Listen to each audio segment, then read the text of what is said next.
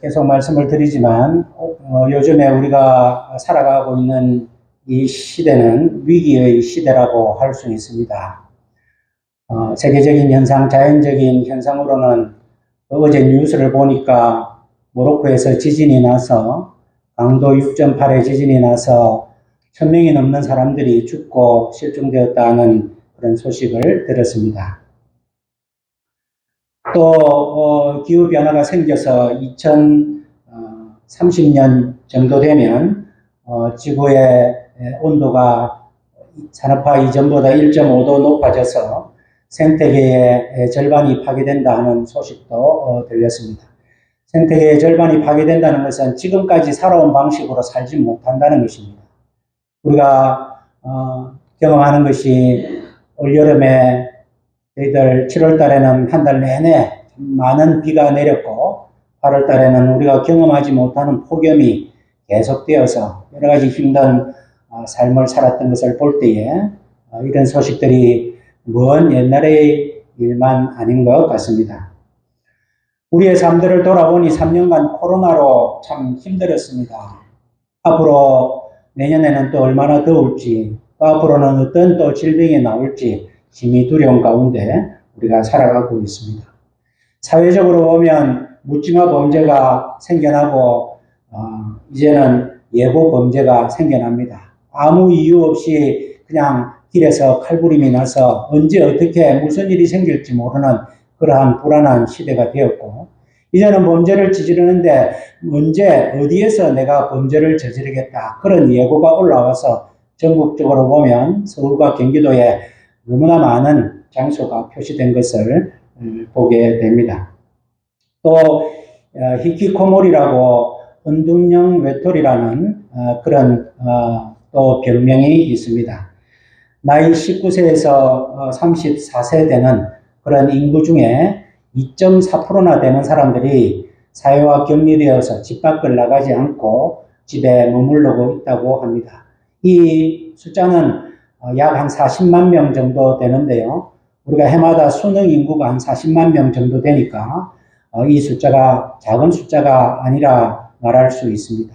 19세에서 34세 되면 한참 일할 나이인데 그때에 친구도 만나지 않고 집 밖에 나가지 않고 있다는 것이 우리 사회의 엄청난 사회적인 문제라고 할 수 있습니다.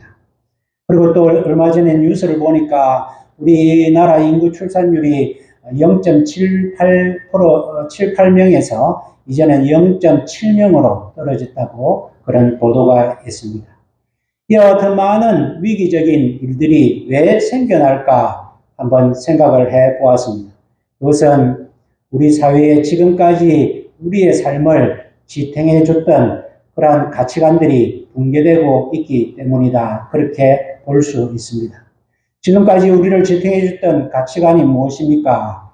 사랑, 존재, 관계, 소망, 믿음 이런 것들이 우리의 삶을 지탱해줬던 그러한 가치관들입니다. 이것이 물질주의, 개인주의, 쾌락주의가 난무하면서 이와 같은 우리의 삶의 기본적인 가치관들이 무너져서 생기는 현상이다. 그렇게 생각을 하게 됩니다. 기후변화가 왜 생겼습니까? 자연 생태계가 파괴되었기 때문입니다. 왜 자연 생태계가 파괴되었습니까? 사람이 이기적인 욕심으로 자연을 사랑하지 않고 무분별하게 개발을 하다 보니 자연과의 관계가 깨어져서 그래서 우리가 당하는 고통이 바로 이와 같은 자연재해라 말할 수 있습니다. 히키코모리나 또 예고범죄나 또 묻지마 살인이 왜 생겨났습니까? 내 삶에 소망이 없으니까 막 살겠다는 것입니다. 다른 사람들을 사랑하지 않고 다른 사람들 때문에 내가 피해를 입고 있다고 생각하니까 다른 사람이 밉습니다. 내 삶에 소망이 없고 사랑이 무너지고 관계가 깨어지니 그러한 현상이 생겨나는 것입니다. 왜 출산율이 점점 떨어집니까? 아이 키우는데 너무 비용이 많이 들어서 그렇다 하지만 그런 것 같지가 않고 과거에는 남녀가 서로 사랑을 하면 그 사랑의 결실로 아이를 낳습니다. 아이를 낳고 참 기뻐하는데 그 사랑의 가치관이 무너지고 왜곡되니 이제는 사랑이 섹스의 도구로 바뀌게 되고 그래서 관계가 왜곡되고 사랑이 왜곡되고 그러다 보니까 생겨난 현상이라 말할 수 있습니다. 모든 것이 이와 같은 우리를 지금까지 지탱해줬던 이 5가지의 이 가치관이 무너지는데 가만히 보면은 존재와 관계를 합쳐서 우리가 삶이라 할 수 있습니다.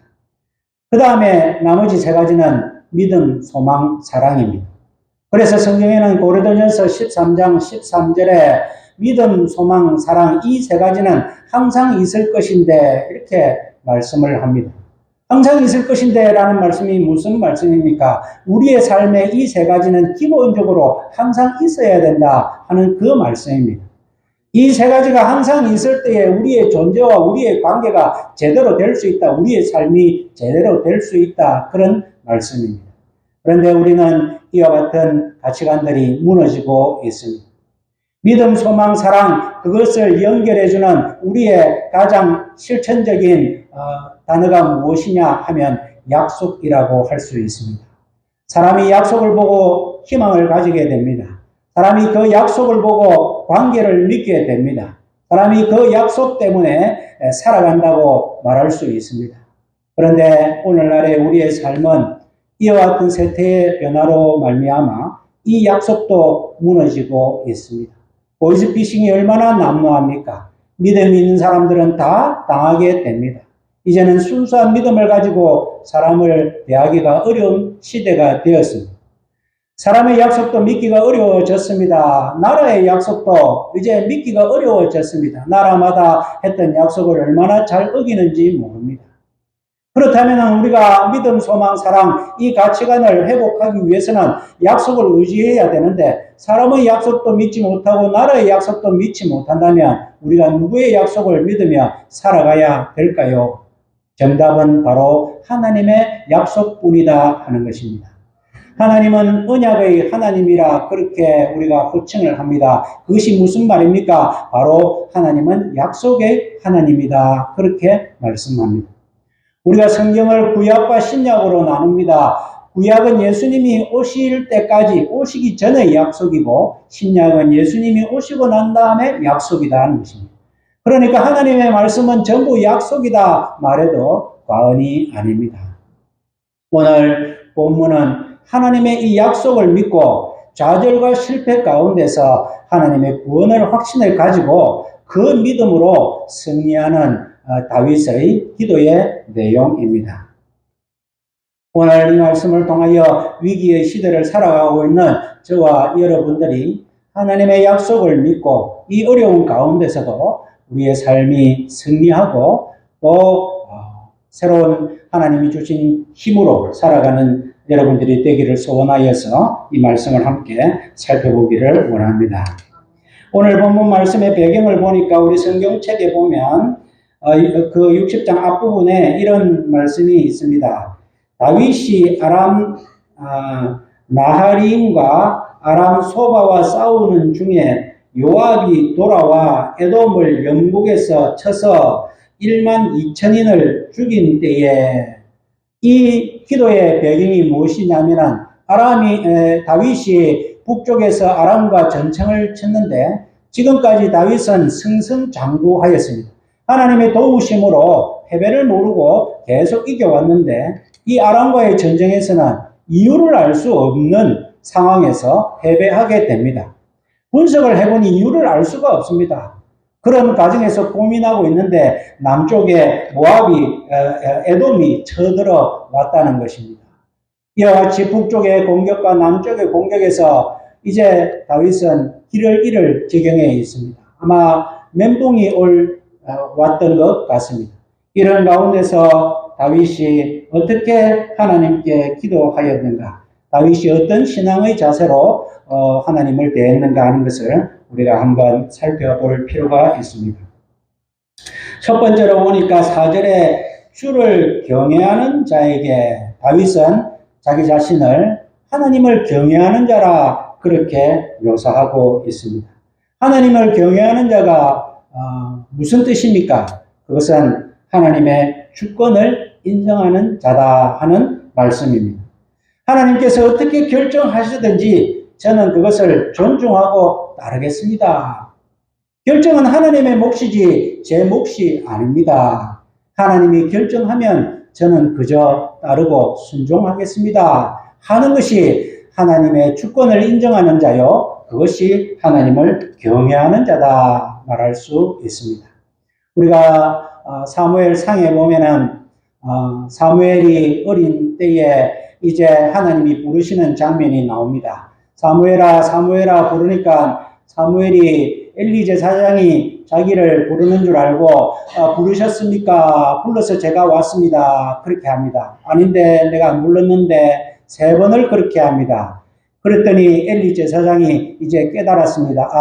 하나님께서 이 아이 사무엘을 부르시는구나. 그래서 사무엘에게 사무엘아 이제 한 번 더 부르시면 불러서 제가 왔습니다. 이렇게 말하지 말고 말씀하시옵소서 제가 듣겠습니다. 이렇게 말해라. 그렇게 가르쳐 줍니다. 차이가 무엇입니까? 보통 종들은 주인님 부르셨습니까? 불러서 제가 왔습니다. 그것도 겸손한 표현인 것 같습니다만은 그러나 하나님을 경외하는 자는 불러서 왔습니다 하지 말라는 것입니다. 그냥 오고 말씀하십시오. 제가 듣겠습니다. 똑같은 종의 자세지만 하나님을 경외하는 자는 그 마음 바탕이 다르다 하는 것입니다. 오늘 이 어려움을 당하고 다윗이 어떻게 했느냐 보니까 60장 1절, 2절, 3절에 보니까 주께서 우리를 버려 흩으셨고 분노하셨사오나 주께서 땅을 진동시키사 갈라지게 하셨사오니 주께서 주의 백성에게 어려움을 보이시고 비척거리게 하는 포도주로 마시게 하셨습니다. 주께서 하셨습니다. 하나님이 하셨습니다. 그렇게 고백을 합니다. 우리에게 일어난 모든 아픔과 슬픔과 제가 이유를 알 수는 없지만 이와 같은 모든 일들이 하나님께서 하신 줄 압니다. 이것이 하나님을 경외하는 자, 하나님의 주권을 인정하는 자라고 말할 수 있습니다. 다윗은 하나님을 경외하는 자였습니다.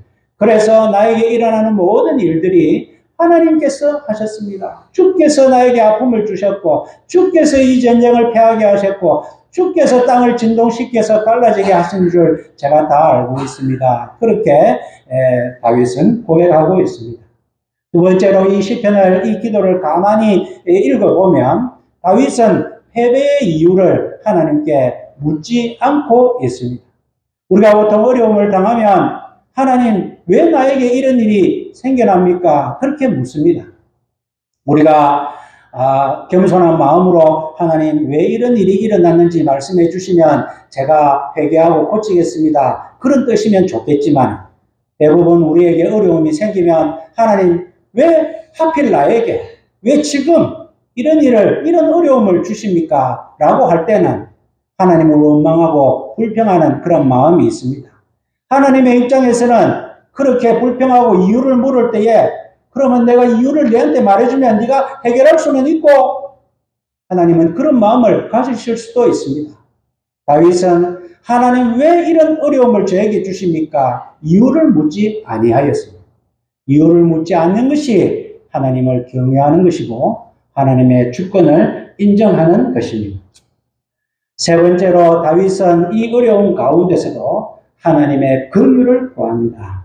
1절 후반부에 지금은 우리를 회복시켜 주십시오. 2절에 보면 그 틈을 기우소서 땅이 요동함이니이다. 하나님 이유는 제가 모르겠지만 우리를 도와주십시오. 우리를 구원해 주십시오. 하나님께서 진노하셔서 땅이 갈라지게 하셨지만 그 와중에서도 그 갈라진 땅이 좀 기울어서 우리를 좀 살게 해 주십시오 하는 그러한 하나님의 긍휼을 구하는 모습을 볼 수 있습니다. 이것이 하나님의 주권을 인정하는 자, 하나님을 사랑하는 자의 모습이라고 볼 수 있습니다. 땅이 하나님의 진노하심으로 하나님께서 진동시키사 갈라지게 하신 것은 제가 알겠습니다만은 그 틈을 기울여서 우리로 조금은 숨쉬게 살게 해 주십시오. 하나님 불쌍히 여겨 주십시오 하는 그러한 기도를 드리고 있습니다. 마태복음 15장에 보면은 딸이 귀신 들려서 예수님에게 딸을 좀 고쳐주십시오 하는 여인이 나옵니다. 예수님께서 어떤 이유신지 모르겠지만 자녀의 떡을 취하여 개들에게 던지는 것이 마땅치 않다. 그렇게 너무나 가슴 아픈 말씀을 하십니다. 너무나 냉정한 말씀을 하십니다. 그때 이 여인이 그 말씀을 받습니다. 주님, 그 말 맞습니다. 옳소이다마는 개들도 주인의 상에서 떨어지는 부스러기라도 먹지 않습니까? 자기가 개 취급을 당했습니다. 완전히 무시당했습니다. 그러나 그 마음에 예, 맞습니다.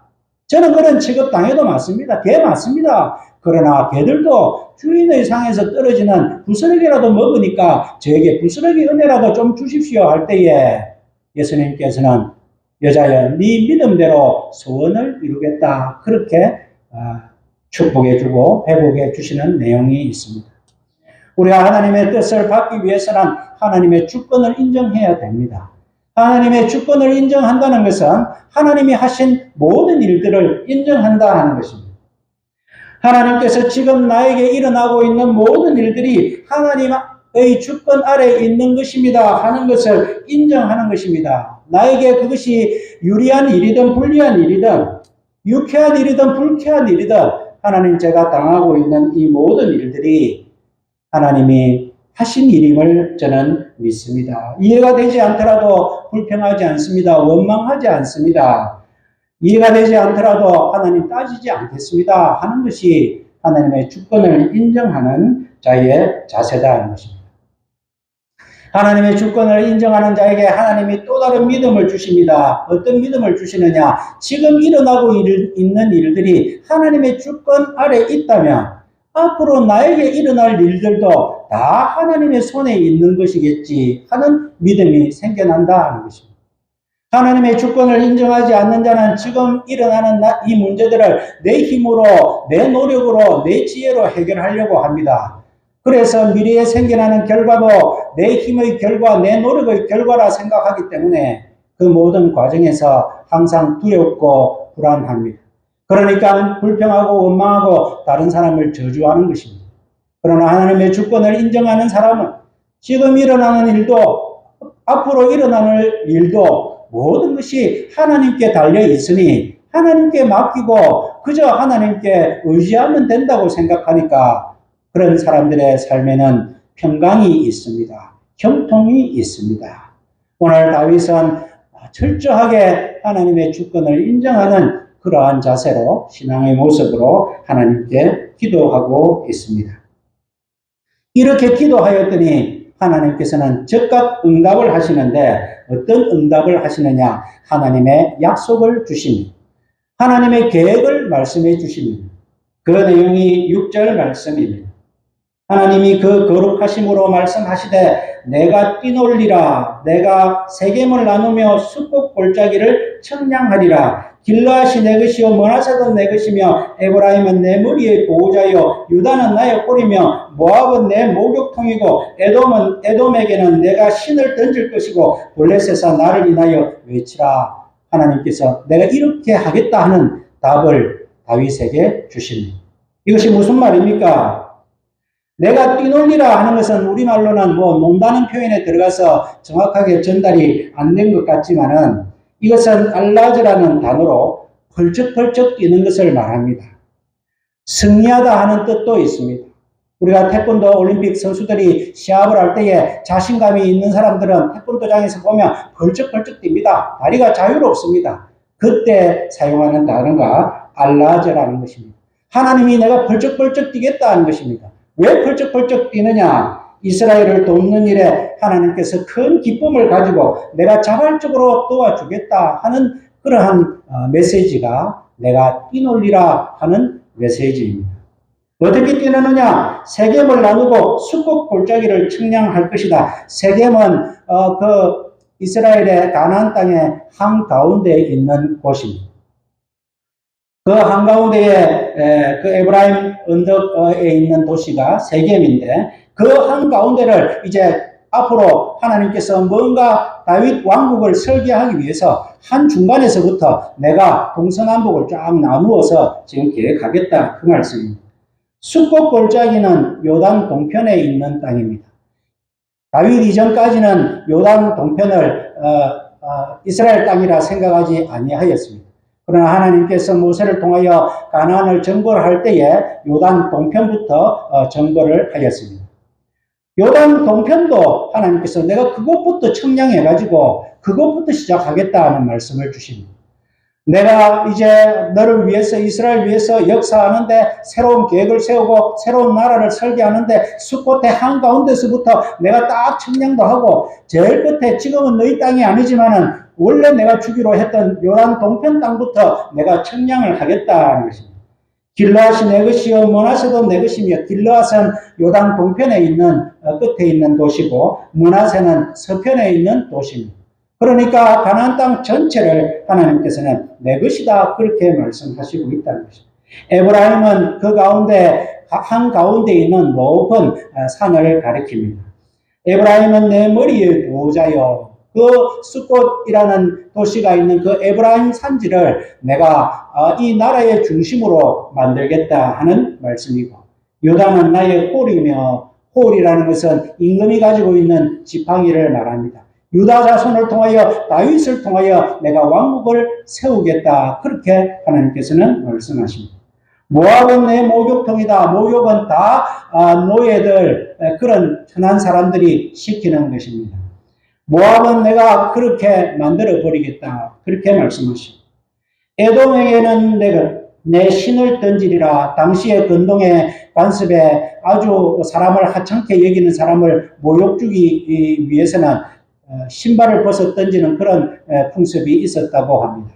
에돔이 지금 남쪽에서 공격하여서 에돔 때문에 네가 위협을 당하고 힘들어하지만 그 에돔에게는 내 신발을 던지겠다 하는 말씀은 에돔이 아무것도 아닌 존재로 내가 만들어버리겠다 그렇게 하나님은 약속하시고, 블레셋아 나를 인하여 외치라. 블레셋은 다윗 왕국 내내에 이스라엘을 괴롭혔는데 블레셋이 하나님을 인하여 왜 외칩니까? 전쟁에서 패하여서 죽을 지경이 되어서 살려달라고 외치는 그 외침을 하나님께서는 블레셋을 그렇게 만들어버리겠다 그렇게 약속을 하십니다. 하나님의 주권을 인정하고 하나님을 경외하는 다윗에게 하나님께서 다윗이 그렇게 기도하였더니 하나님이 즉각 응답하시면서 내가 이제 나서겠다 하는 것입니다.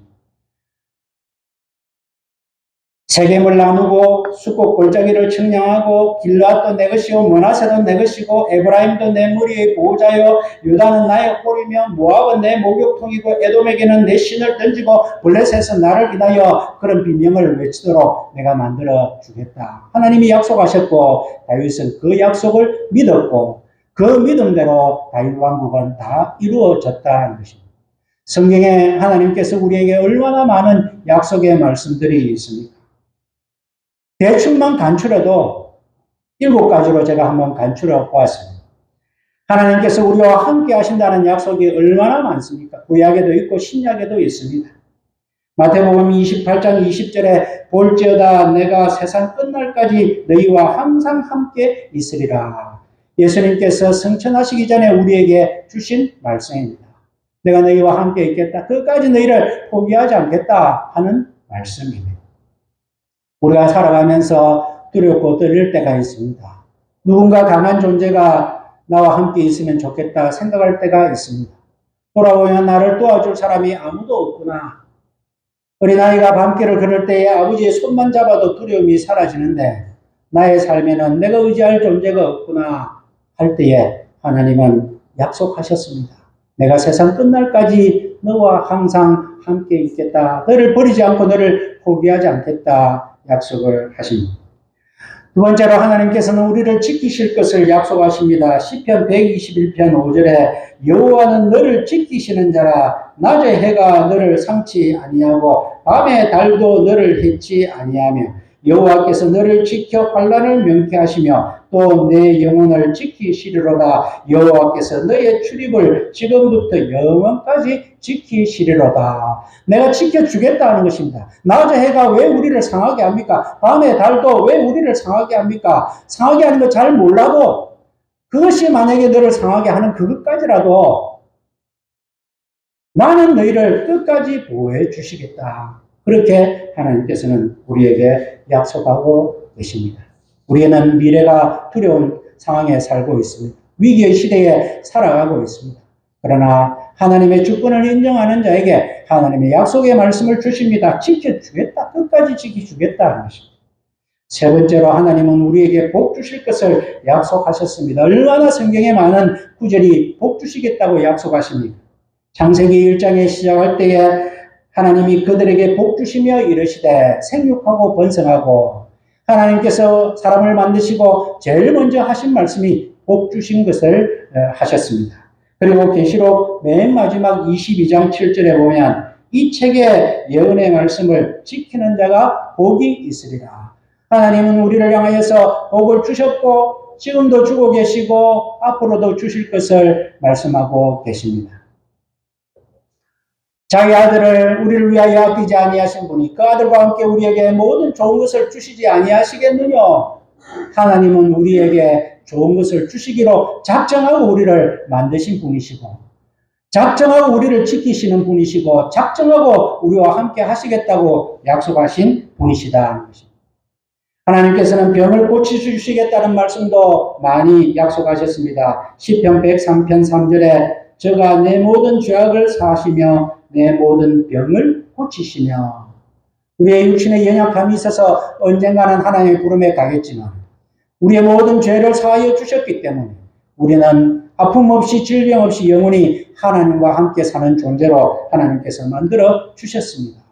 우리에게 하나님을 경외하는 자에게 치료하는 해가 떠올라서 치료하는 광선을 발해 주신다고, 의로운 해가 떠올라서 치료하는 광선을 발해 주신다고 하나님은 우리에게 약속하셨습니다. 하나님은 우리의 기도에 응답해 주시겠다고 많은 부분에 약속하셨습니다. 요한복음 14장 13절 너희가 내 이름으로 무엇을 구하든지 내가 시행하리니, 우리가 기도하면 들어주시겠다고 약속을 하셨습니다. 우리의 인생에 승리를 주시겠다고도 약속하셨습니다. 고린도후서 2장 14절 항상 우리를 그리스도 안에서 이기게 하시고 마지막 우리를 영화롭게 하시겠다는 약속도 하셨습니다. 시편 84편 11절에 여호와께서 은혜와 영화를 주시며 정직히 행하는 자에게 좋은 것을 아끼지 아니하시겠나이까. 하나님께서는 우리에게 좋은 것을 주시겠다고 약속하시며 제일 좋은 것, 하나님과 함께 지내는 하나님의 영광을 주시는 영화의 삶도 우리에게 약속을 하셨습니다. 우리의 무엇이 부족합니까? 하나님은 신실하시고 변치 아니하신 분이고 약속을 어기시는 것이 없는 분이 하나님이십니다.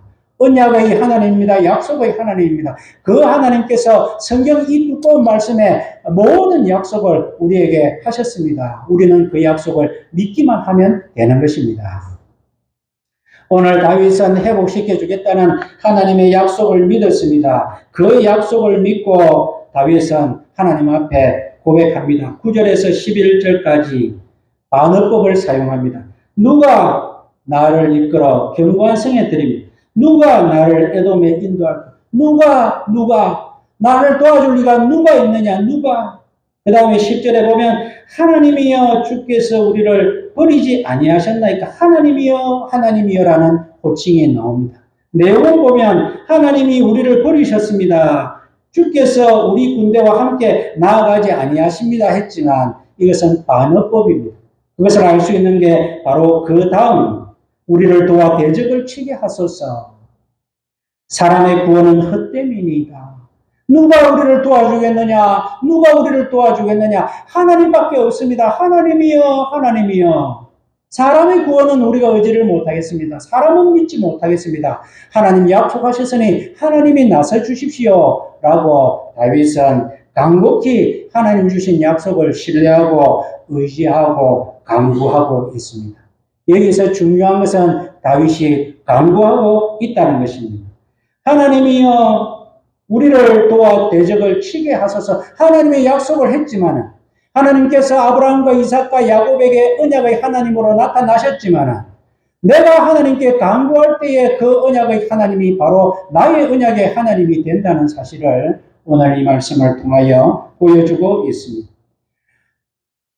우리 조상에게 약속하신 약속의 하나님이 내가 간구할 때에 바로 나에게 약속하시는 나의 약속의 하나님이 되시는구나. 다윗은 이 내용으로 하나님이 도와주십시오. 그렇게 간구하고 있습니다. 우리가 하나님을 의지하고 하나님의 주권을 믿습니다만 우리가 살면서 얼마나 간절히 하나님께 간구하는 삶을 살고 있습니까? 간구하는 사람, 절박한 사람은 자존심 내세우지 않습니다. 형식 따지지 않습니다. 맨발로 엎드립니다. 울고 붙잡습니다. 간구하는 사람은 그만큼 절박함이 있어야 됩니다. 다윗은 하나님 앞에 절박하였습니다. 하나님, 내가 사람을 누가 의지하겠습니까? 누가 나를 도와주겠습니까? 없습니다. 저는 성격이 원만치도 않고, 저는 가진 것이 없고, 배운 것도 없고, 이렇게 지혜로운 것도 없고, 사람들은 저를 별로 좋아하지도 않고, 무시하고, 제 형편과 여건은 부모도 도와줄 여건이 안 되고, 제 힘도 없고, 건강도 약하고, 하나님 나에게 주장할 것은, 내가 의지할 것은 아무것도 없습니다. 하나님만 좀 도와주십시오. 이렇게 간절히 나설 때에, 그때의 약속의 하나님이 내 하나님이 되는 것이다 하는 것입니다. 야고보서 4장 2절에 보면 너희가 얻지 못하는 것은 구하지 아니하기 때문이다. 우리가 얻지 못하는 것, 우리가 간절히 소원하는 것을 왜 얻지 못하느냐? 돌아보면 내가 하나님 앞에 진짜 간절히 구하지 아니해서 그런 것은 아닌가? 구하여도 받지 못하면 정욕으로 쓰려고 잘못 구하기 때문이다. 우리가 살면서 하나님은 우리에게 약속하면 하나님의 이름으로 기도하면 내가 즉각 시행하시겠다. 그렇게 약속하셨는데 왜 우리가 받지 못하느냐? 우리가 구하지 않기 때문이다. 우리가 기도하고 구한다고는 했지만 우리가 폼 잡고 자존심 세우고 하나님의 주권을 인정하지 않으면서 도와주면 감사하고 안 도와주면 그만이고 하는 자세를 구한다면 하나님 보실 때에 구한 것 아니다. 그렇게 보시는 것입니다. 구하여도 받지 못하는 것은 네가 정욕으로 쓰려고 잘못 구한 것이다. 네가 그 구한 것이 누구를 위한 것이냐? 나를 위한 것이냐? 너를 위한 것이냐? 너의 명예를 위한 것이냐? 너의 살림을 위한 것이냐? 너의 인기를 위한 것이냐? 나를 위한 것이냐? 하나님께서 보시고 만약에 그렇지 않다면 아니다. 그렇게 하시는 하나님이라는 것입니다. 오늘 다윗은 하나님 앞에 하나님의 약속을 받고 간절히 하나님밖에 없습니다.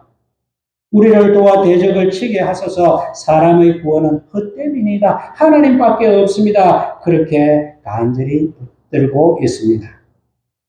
그럴 때에 다윗의 마음은 확신이 있었습니다. 아, 내가 이제는 전쟁에서 이기겠구나. 12절 말씀에 우리가 하나님을 의지하고 용감히 행하리니 저는 우리의 대적을 밟으실 자신이로다.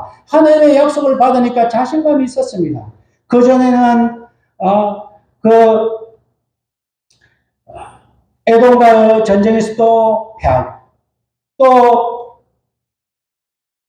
요압과의 아람과의 전쟁에서도 패하고, 지금 내 삶이 지금 점점 두렵고 힘없고 내가 어떻게 할 바를 알지 못했지만, 하나님의 약속을 받고 나니까 내가 자신이 섰다는 것입니다. 다윗의 시편에 보면 제가 몇 번 언급했지만 참 좋아하는 구절이 있습니다. 다윗은 위기 때마다 하나님께 매어 달렸고 하나님의 약속을 주셨고 그 약속의 확신을 받아서 시편 18편 29절에 내가 주를 의뢰하고 적군에 달리며 내가 하나님을 의지하고 성벽을 뛰어넘습니다. 내가 힘이 없고 가진 것 없고 군사 전략도 없고 무기도 별로 신통치 않고 병력도 많이 있지 않지만 내가 하나님 주신 말씀의 약속에 확신을 가지니까 내가 하나님을 의지하고 적군을 달립니다. 내가 하나님을 의지하고 그 높은 성벽도 고양이처럼 술술 뛰어넘습니다. 그럴 용기가 어디서 생겨납니까? 하나님이 주신 약속을 믿기 때문입니다. 시편 56편 4절에 내가 하나님을 의지하고 그 말씀을 찬송하올지라 내가 하나님을 의지하였은즉 두려워 아니하리니 혈육이 있는 사람이 내게 어찌하오리까? 오늘 본문 말씀과 마찬가지입니다. 사람의 구원은 헛됨이니다. 내가 하나님을 의지하고 그 말씀을 믿고 확신을 가졌는데 그러면 됐지. 사람은 저희들이 나를 어떻게 하겠느냐? 모압인들 나를 어떻게 하겠느냐? 에돔인들 나를 어떻게 하겠느냐? 나는 나아갈 뿐이다. 하나님을 믿고 하나님을 의지하고 담을 뛰어넘습니다. 적군 속으로 들어갑니다. 그래서 전쟁을 칩니다. 하나님께서 승리하게 할 줄 믿습니다. 하나님께서 나에게 주신 모든 약속의 말씀이 이루어질 줄 믿습니다. 그렇게 나아갔더니 다윗의 삶을 통하여 하나님께서는 다윗 왕국에게 이 약속하신 모든 것을 이루어 주시더라. 그것이 오늘 하나님이 주신 약속의 말씀이다 하는 것입니다. 사랑하는 성도 여러분, 우리의 삶에 좌절이 있습니까? 이해할 수 없는 패배가 있습니까? 이해할 수 없는 질병이 있습니까? 사람들의 오해 속에 힘들어하고 살아가고 있습니까? 우리의 미래에 대한 걱정과 두려움이 있습니까? 오늘 하나님께서는 말씀을 통하여 우리에게 변치 아니하시는 하나님의 약속의 말씀을 주십니다. 그 약속의 모든 말씀을 우리에게 회복시켜 주겠다, 우리를 이기게 해주시겠다, 함께 있겠다, 지켜주겠다, 승리하게 해주겠다 하는 말씀으로 가득 차 있습니다. 우리가 알 것은 하나님의 주권을 인정하고 나에게 지금 일어나는 모든 일들이 하나님께서 하셨고 그렇다면 앞으로 일어날 모든 일들도 하나님의 손에 달려있다. 하나님을 주권을 인정하고 하나님을 경외하며 하나님이 주신 약속을 전적으로 신뢰하고 그것을 간절한 마음으로 간구하며 살아갈 때에 하나님의 약속은 우리의 삶에 이루어지고 하나님께서 우리에게 승리와 기쁨을 주실 것이다 하는 그러한 믿음을 가지시는 저와 여러분들의 삶이 되시기를 주님의 이름으로 축원합니다. 아멘. 사랑과 은혜의 하나님 아버지, 다윗이 북쪽으로 남쪽으로 공격을 받고 그 위기 상황에 처해 있을 때라도 하나님의 주권을 인정하고 하나님을 경외하고 하나님의 하실 일을 믿고 하나님을 의지할 때에 하나님께서는 약속의 말씀을 주셨고 그 약속의 말씀을 다윗은 신실하게 받고 의지하고 신뢰하는 모습 가운데 또 하나님께 간절히 그렇게 되기를 기도하는 강구가 있는 그러한 과정 가운데서 하나님께서 약속하신 모든 역사가 이루어진 것을 오늘 저희들 보게 됩니다. 하나님 아버지 성경의 말씀을 통하여 우리에게 하나님께서는 많은 약속의 말씀을 하셨습니다. 우리에게 함께 있겠다고 약속하셨습니다. 우리를 지켜주시겠다 약속하셨습니다. 우리를 이기게 해주시겠다 약속하셨습니다. 우리의 질병을 고쳐주시겠다 약속하셨습니다. 우리에게 영원한 승리를 주시겠다 그리고 영화롭게 하겠다는 약속도 하나님께서 해주셨습니다. 하나님 우리가 그 약속의 말씀을 이제는 확실히 믿습니다. 하나님 아버지 이 약속을 믿을 뿐만 아니라 우리의 삶에 이러한 일들이 모두가 일어나기를 바라면서 하나님 앞에 간절히 간구하는 삶을 살기로 다짐하오니 하나님 우리의 삶을 돌아보시고 우리의 모든 삶에 회복이 있게 하시고 위로가 있게 하시고 승리가 있게 하여 주시옵소서. 모든 말씀을 예수님 이름으로 기도하옵나이다. 아멘.